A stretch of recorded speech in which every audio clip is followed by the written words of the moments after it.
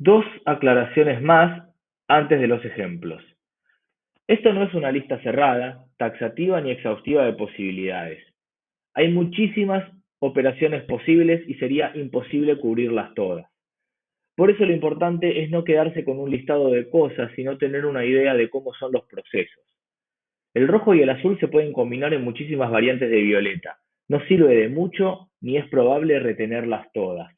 Pero sabiendo que el violeta proviene del rojo y el azul y no del rojo y el amarillo, sabemos suficiente como para, a partir de allí, pensar y desenvolvernos en el manejo del color.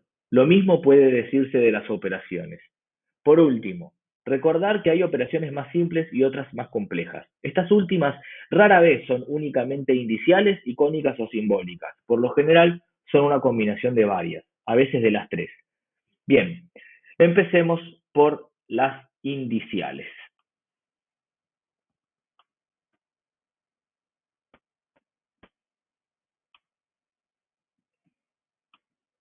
Cualquier superficie textual, ya sea que se trate de una interfaz de escritura o de un montaje audiovisual, se despliega a través de vectores que son espaciotemporales y proponen cierto tipo de recorrido de lectura. Naturalmente, hay una base de ese recorrido que es de naturaleza convencional. Los orientales leen de derecha a izquierda y los occidentales lo hacemos al revés, como saben los que son aficionados al manga. Sin embargo, la disposición de los elementos en relaciones metonímicas lógicas y cronológicas que se realiza sobre esa base convencional se despliega en el orden de lo indicial. Partamos entonces de que para establecer recorridos y niveles de lectura dentro de un texto se recurre a operaciones que son fuertemente indiciales, ya que éstas, valga la redundancia, indican al lector qué es lo que sigue, qué es lo más importante, qué es más urgente en un texto. Son como las señalizaciones dentro de un museo que nos indican dónde está una muestra, dónde está la tienda de regalos, dónde el baño y dónde la salida. Recorremos esos espacios, ya sea los físicos o los textuales, guiados por índices.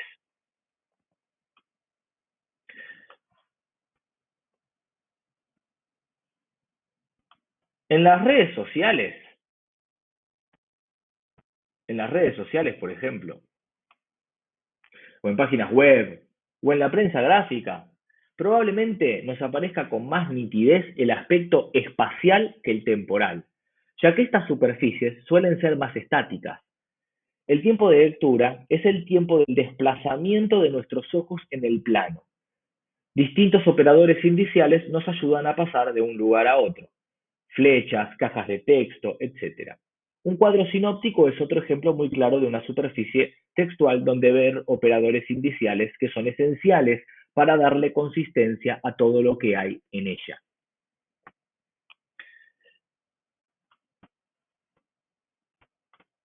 En textos audiovisuales,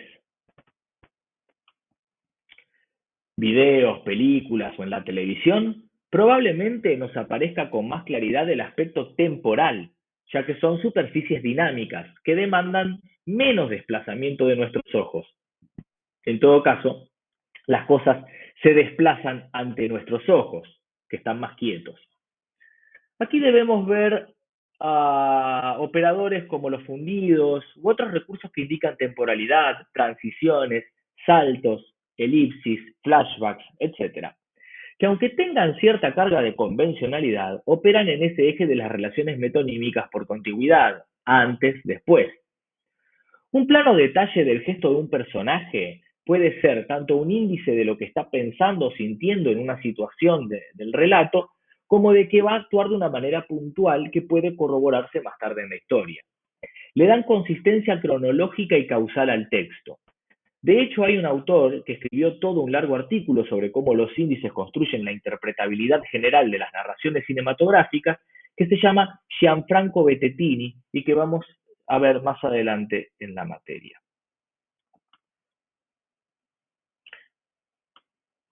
En cuanto a las operaciones indiciales en relación a las condiciones de producción, un ejemplo muy común es el de las fotos en ciertas notas periodísticas o posteos en redes sociales que cubren un evento particular, como un concierto, un acto político o en este caso una catástrofe.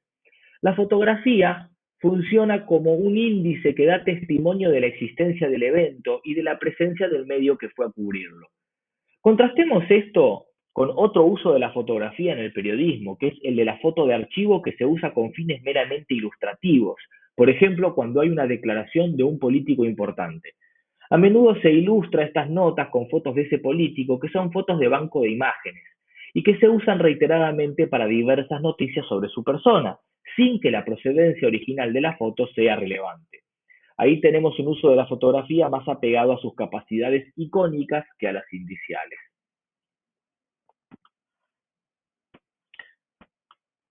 Por último, podemos pensar muchas operaciones indiciales en relación a los efectos de reconocimiento.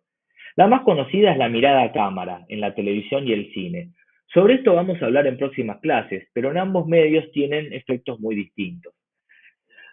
Siendo en ambos casos un operador indicial, la mirada a cámara puede interrumpir el flujo de una historia en el cine y producir una ruptura del tejido ficcional, un punto candente donde pareciera que el film se abre a esa prohibida cuarta pared, mientras que en la televisión verista, es decir, la que no es ficcional, el conductor funciona como un metaenunciador, es decir, una especie de avatar humano que encarna la figura del enunciador, ya sea el canal o la producción del programa, y que establece un lazo de confianza con el espectador, mirándolo, entre comillas, a los ojos.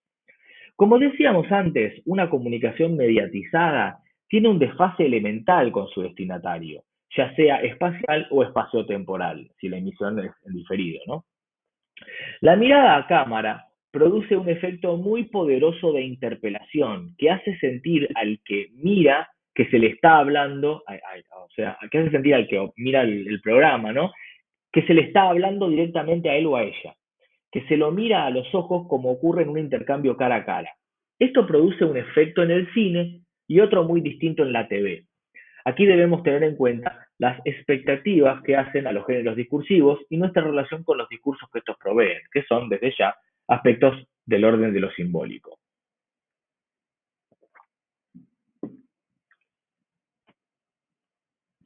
Pasamos a las operaciones icónicas.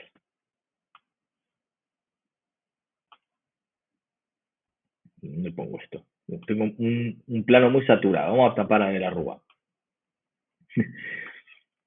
Hacia adentro de una misma superficie textual, especialmente donde la imagen es una materia significante importante, podemos hallar operaciones icónicas entre sus elementos.